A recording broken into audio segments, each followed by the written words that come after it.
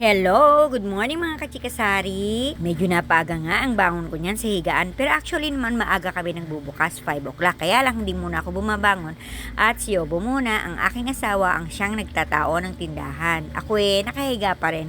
Although nakabukas na ang tindahan, ako nakahiga pa rin sa aming higaan. Kaya lang ay may estudyante na nakiusap na kung pwede daw ma-print yung kanyang kailangan sa school at ipapasa. Kailangan maipasa dahil exam daw nila.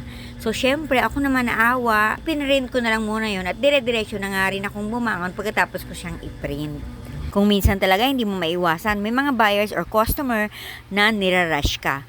Pero kung hindi ko naman kaya, talaga namang nire-reject ko or kung carry ko pa naman, go lang ako.